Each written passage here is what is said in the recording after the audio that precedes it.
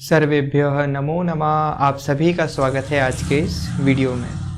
आज हम BA part 3 political science के paper 1 Greek medieval and early modern political thinkers के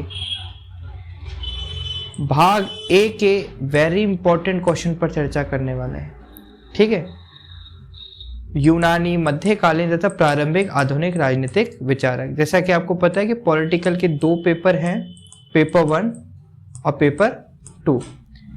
तो पेपर 1 में 3 यूनिट हैं, 1, 2 और 3। इन तीनों यूनिट में से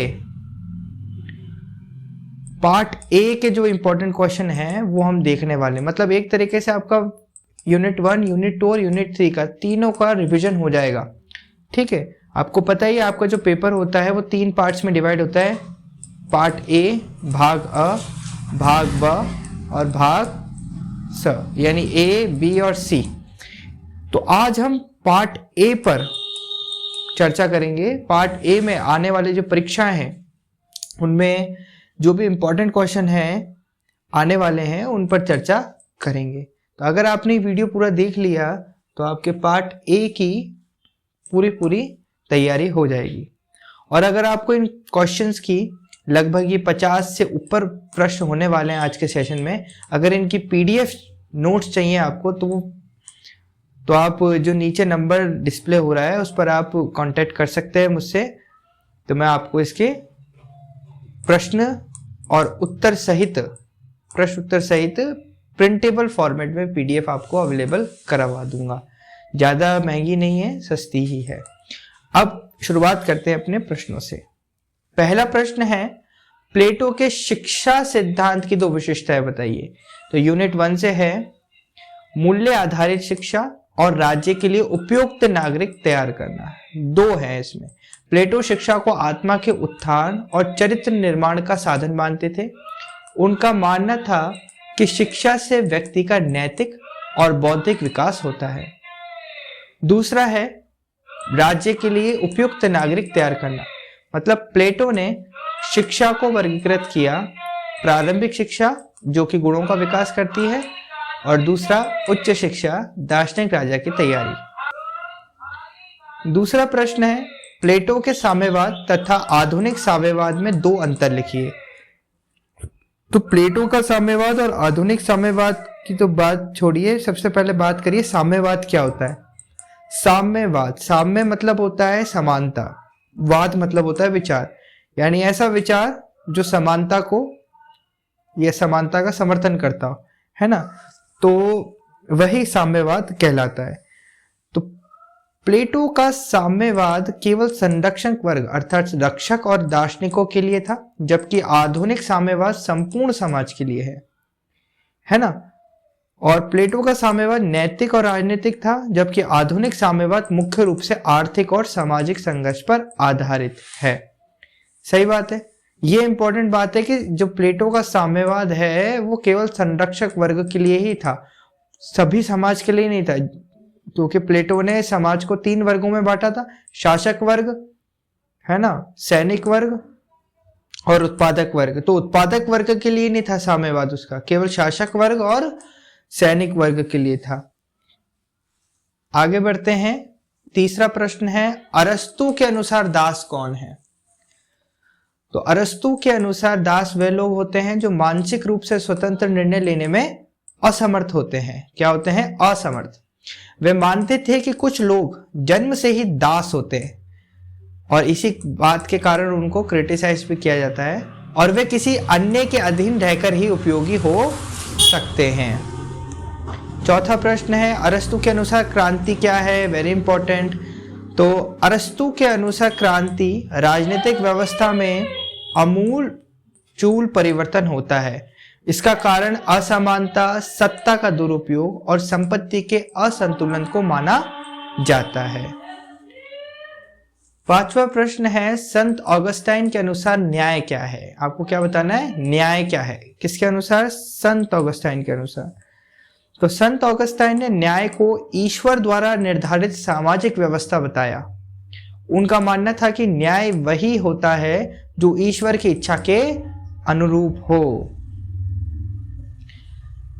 एक्विनस के अनुसार दैवीय विधि क्या है? तो एक्विनस के अनुसार दैवीय विधि वह शाश्वत और अपरिवर्तनीय नियम है जो ईश्वर द्वारा बनाए गए हैं। यह विधि मानव के नैतिक और धार्मिक आचरण को नियंत्रित करती है।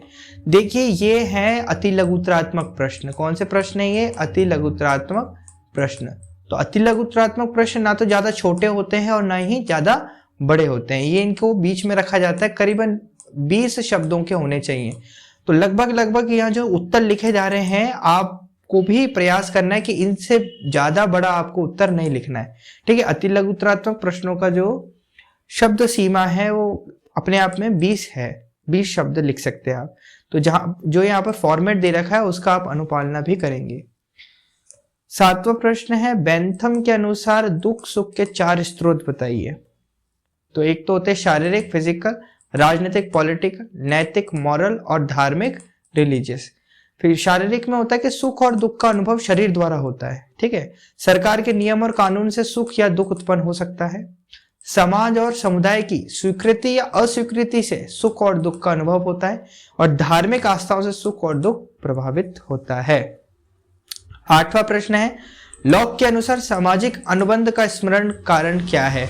देखो, अनुबंध शब्द का क्या मतलब होता है, इसको समझो थोड़ा।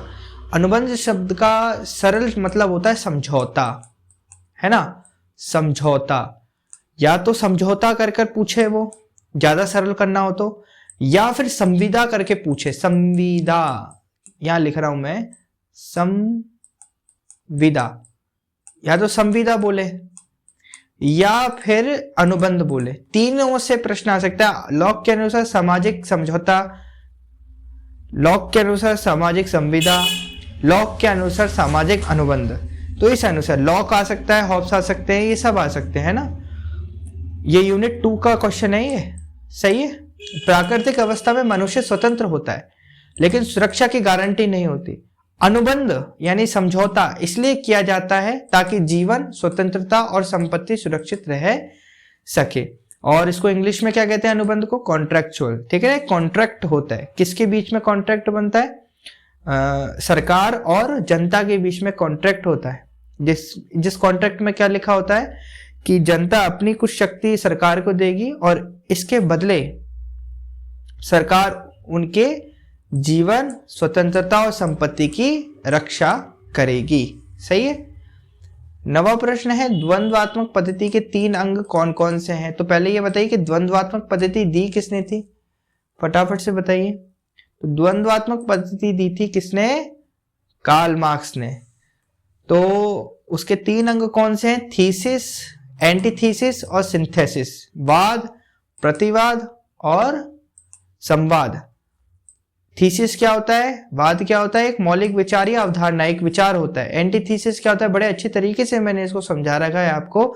मैंने पेपर 1 की यूनिट 1, 2 और 3 तीनों कंप्लीट करा रखी है। ज्यादा वीडियो नहीं, एक वीडियो दे रखी है, तीनों यूनिट की एक वीडियो, और जिसमें मैंने पूरी यूनिट करा रखी है। आप चाहें तो वहां पर जाकर डिटेल से सब कुछ समझ सकते हैं। ठीक है। एंटीथीसिस क्या होता है कि थीसिस के विरोध में एक नया विचार, जो विचार आपने पहले लिया था उसके विरोध में किया गया विचार।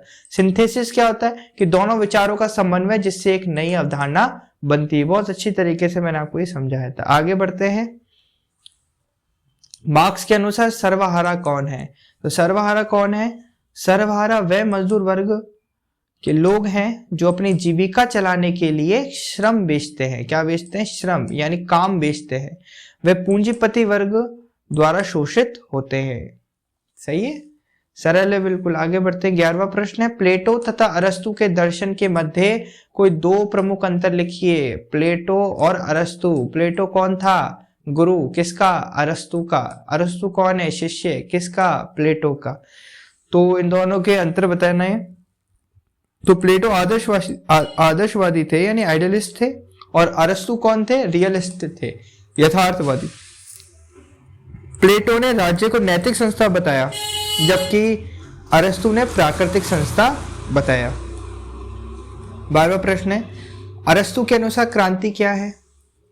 तो जब समाज में असमानता बढ़ जाती है और शासक वर्ग अत्यधिक सत्ता का दुरुपयोग करता है तो क्रांति होती है। तो क्या होती है? क्रांति होती है। यह सत्ता परिवर्तन या संपूर्ण राजनीतिक व्यवस्था के बदलाव का कारण बनती है। जो सत्ता परिवर्तन है ये संपूर्ण राजनीतिक व्यवस्था के बदलाव का कारण बनती है।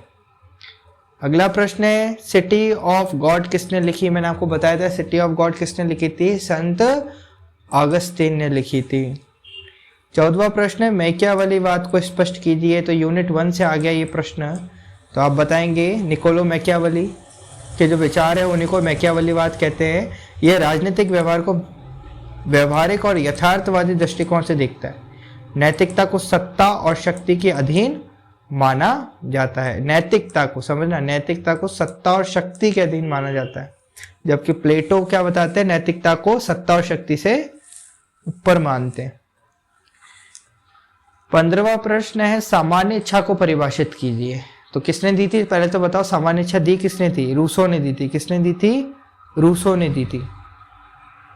तो रूसो के अनुसार सामान्य इच्छा समाज की सामूहिक भलाई और हितों को दर्शाती है।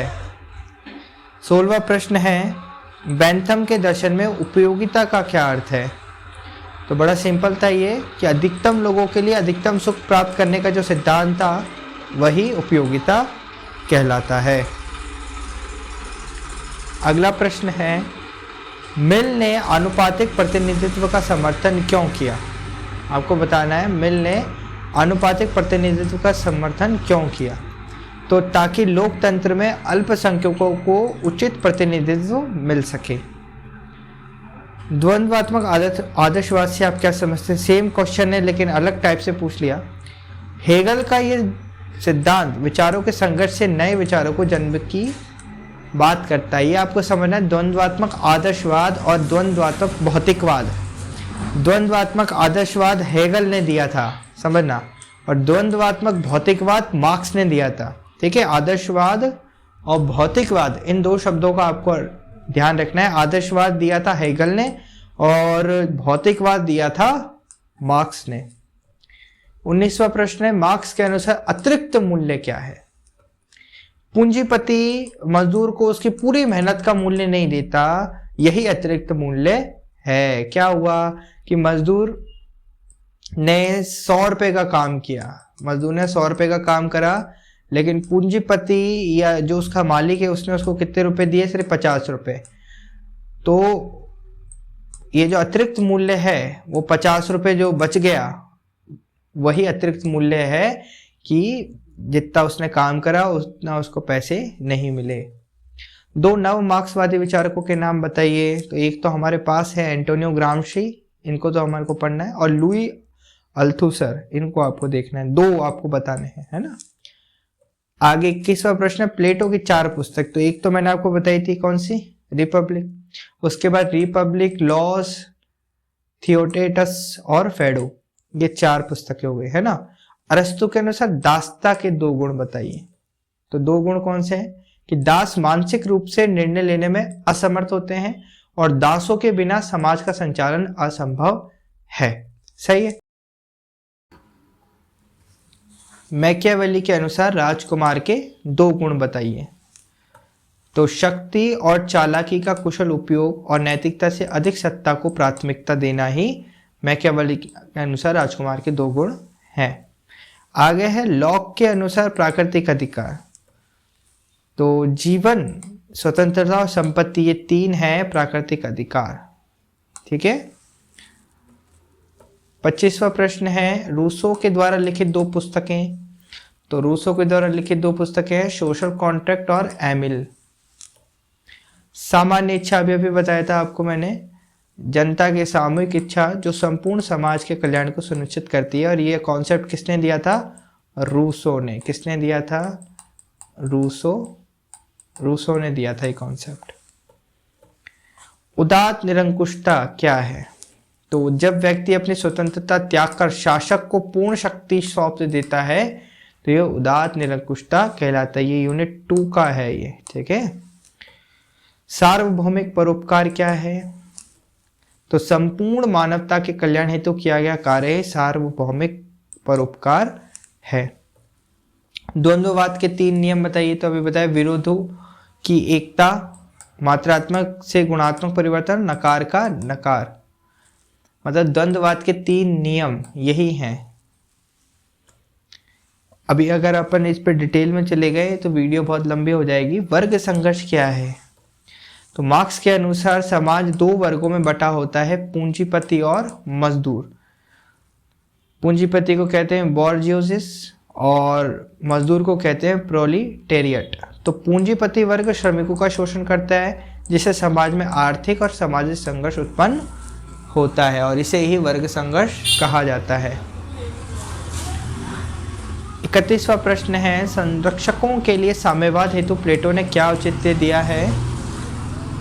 तो प्लेटो ने संरक्षकों यानी रक्षक और दार्शनिकों को संरक्षक कहते हैं के लिए निजी संपत्ति और परिवार को प्रतिबंधित किया, ताकि वे निष्पक्ष और समर्पित शासक बन सके। यह व्यवस्था भ्रष्टाचार और व्यक्तिगत स्वार्थ को रोकने के लिए थी। देखिए, संरक्षक कौन है? तो प्लेटो के अनुसार 3 वर्ग थे राज्य के, शासक वर्ग, सैनिक वर्ग, उत्पादक वर्ग। तो शासक वर्ग और सैनिक वर्ग को सम्मिलित रूप से संरक्षक वर्ग कहा जाता है। क्या कहा जाता है? संरक्षक कहा जाता है। तो संरक्षकों के लिए साम्यवाद हेतु प्लेटो ने क्या औचित्य दिया था? तो उनको क्या बोला था? निजी संपत्ति नहीं रखनी है और परिवार पे प्रतिबंधित रखना है। सही है। 32वां प्रश्न, स्वयं के हनन की सीमा तक ईश्वर के प्रति अनुराग स्पष्ट करें। ये किसने कहा था, ये बताइए। तो संत अगस्टिन के अनुसार मनुष्य को अपनी इच्छाओं को त्याग कर पूरी तरह ईश्वर की भक्ति में लीन होना चाहिए। ये धार्मिक आस्था की परम स्थिति को दर्शाता है। किसने बोला था? संत अगस्टिन ने। 33वां प्रश्न है, प्राकृतिक कानून की संत थॉमस द्वारा वर्णित 2 विशेषताएं। तो इजी है कि यह ईश्वर द्वारा निर्धारित होता है और शाश्वत तथा अपरिवर्तनीय होता है। यह नैतिकता और न्याय का आधार बनता है। मैं क्या वाली बात को स्पष्ट कीजिए। तो ये राजनीतिक सिद्धांत सत्ता की व्यवहारिकता, छल और बल प्रयोग पर आधारित है। इसके अनुसार राजनीति में नैतिकता का स्थान नहीं होता। नैतिकता का स्थान होता ही नहीं है। सत्ता और शक्ति है, जो कुछ भी है वो किसके बारे में? सत्ता और शक्ति। 35वां है, सामाजिक अनुबंध के हॉब्स द्वारा वर्णित 2 कारण बताइए। तो सामाजिक समझौता, सामाजिक संविदा के हॉब्स के द्वारा वर्णित 2 कारण। मैंने आपको बताया था अनुबंध का अर्थ। तो प्राकृतिक अवस्था में जीवन नास्तिक, क्रूर और अल्पकालिक होता है। सुरक्षा और व्यवस्था बनाए रखने के लिए अनुबंध आवश्यक होता है। उदात्त वंचर को स्पष्ट कीजिए। तो उदात्त वंचर का जो कॉन्सेप्ट है आपको ध्यान रखना, किसने दिया था? रूसो ने दिया था। और रूसो के अनुसार प्राकृतिक अवस्था में मनुष्य निष्पाप, स्वतंत्र और आत्मनिर्भर होता है। सभ्यता ने उसे भ्रष्ट और परतंत्र बना दिया है। 37वां प्रश्न, ऑन लिबर्टी के अलावा J.S. मिल की 2 पुस्तकों के नाम लिखिए। तो यूटिलिटेरियनिज्म और consideration on representative government. Hegel की स्वतंत्रता की अवधारणा को स्पष्ट करें। तो स्वतंत्र आत्मा यानी स्पिरिट की पूर्णता प्राप्त करने की प्रक्रिया है। यह सब व्यक्ति, समाज और राज्य के विकास के साथ विकसित होती है। तरुण मार्क्स क्या है? Very important. तो मार्क्स के प्रारंभिक लेखन को तरुण मार्क्स कहा जाता है। प्रारंभिक लेखन जिसमें उन्होंने दर्शन, मानवता और समाज पर विचार किया। यह उनके पूंजीवादी संबंधी विचारों की नींव रखता है। 40वां प्रश्न है, मार्क्स अतिरिक्त मूल्य का मुनाफे से किस प्रकार अंतर करते हैं? अतिरिक्त मूल्य का मुनाफे से किस प्रकार अंतर करते हैं? अतिरिक्त मूल्य और मुनाफे में अंतर बताना है आपको। तो आप देखिए, अतिरिक्त मूल्य यानी सरप्लस वैल्यू मजदूरों के श्रम का वह हिस्सा है जो पूंजीपति बिना भुगतान किए प्राप्त करता है। मतलब 100 रुपये का काम करा लेकिन 50 रुपये दिया, तो अतिरिक्त मूल्य जो बच गया, जो नहीं दिया, पूंजीपति की जेब में गया, वो अतिरिक्त मूल्य। और मुनाफा बाजार में व्यापार और पूंजी निवेश से कमाया जाता है। और मुनाफा क्या होता है कि आपका कोई प्रोडक्ट है, 100 रुपए का है, आपने उसको 101 में बेचा तो 1 रुपए का आपको क्या हो गया, प्रॉफिट हो गया। ये चीज है।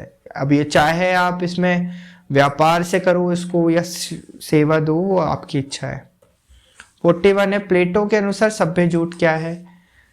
तो राज्य की स्थिरता बनाए रखने के लिए शासकों द्वारा गढ़ी गई नैतिक कहानियां सभ्य झूठ है, पहली बात। और दूसरा, ये नागरिकों को कर्तव्यों के पालन के लिए प्रेरित करता है। 42वां प्रश्न है, राजनीति विज्ञान का अध्ययन करने के लिए अरस्तु द्वारा किस अध्ययन पद्धति का प्रयोग किया गया है? तो बताइए। उन्होंने तथ्यपरक और ऐतिहासिक अध्ययन पद्धति यानी आगमनात्मक पद्धति का प्रयोग किया। विभिन्न राज्यों की शासन प्रणालियों का तुलनात्मक विश्लेषण किया। ठीक है। थॉमस एक्विनस द्वारा लिखित 2 पुस्तकों के नाम लिखिए। तो सुमा थियोलॉजिका और सुमा कॉन्ट्रा जेंटाइल्स। 44 है, मैकियावेली को प्रभावित करने वाले 2 विचारकों के नाम लिखिए। तो अरस्तु एरिस्टोटल और रोमन सम्राट अगस्टस यानी अगस्टस कैसस। आगे है, थॉमस हॉब्स के वैज्ञानिक भौतिकवाद को स्पष्ट कीजिए। तो आप पहले यहाँ रुककर मैं आपको बताना चाहूँगा, आप देख पा रहे होंगे कि तीनों ही यूनिट से यहाँ पर प्रश्न सम्मिलित हैं। इसका मतलब तीनों ही यूनिट की आपकी बेहतरीन तैयारी हो रही है।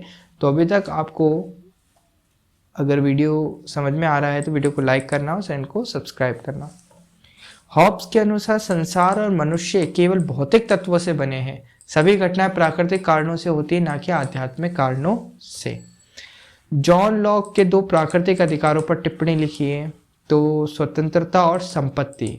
स्वतंत्रता, व्यक्ति को जीवन के सभी पहलुओं में स्वतंत्रता होनी चाहिए, और संपत्ति का अधिकार प्राकृतिक रूप से हर व्यक्ति को प्राप्त है। जे.एस. मिल द्वारा प्रस्तावित स्वतंत्रता के 2 प्रकार लिखिए। तो व्यक्तिगत स्वतंत्रता और राजनीतिक स्वतंत्रता। व्यक्तिगत स्वतंत्रता क्या है? व्यक्ति को अपने विचार और जीवन शैली चुनने की स्वतंत्रता हो। और राजनीतिक स्वतंत्रता क्या है? कि सरकार जनता की इच्छाओं के अनुरूप होनी चाहिए। बेंथम द्वारा दिए गए 2 कैदियों के सुधार, वेरी इंपॉर्टेंट क्वेश्चन है। डायरेक्ट पूछता है पैनोप्टिकल प्रणाली से, ये नहीं पूछता पैनोप्टिकल प्रणाली क्या है, ये डायरेक्ट पूछता है। तो जेल में कैदियों की हर गतिविधि पर निगरानी रखना ही पैनोप्टिकल प्रणाली है। सजा को न्याय संगत और सुधारात्मक बनाना, कैदियों के सुधार के लिए ये 2 है, लेकिन डायरेक्ट पूछता पैनोप्टिकल प्रणाली क्या है। 49 है, राज्य पृथ्वी पर ईश्वर का अवतरण है, किसने कहा था? तो ये कहा था हेगल ने। धर्म पर मार्क्स के विचार लिखिए। तो धर्म को वो अफीम की तरह मानते थे वो, और मजदूर वर्ग को वास्तविकता से दूर रखता है, ऐसा मानते थे।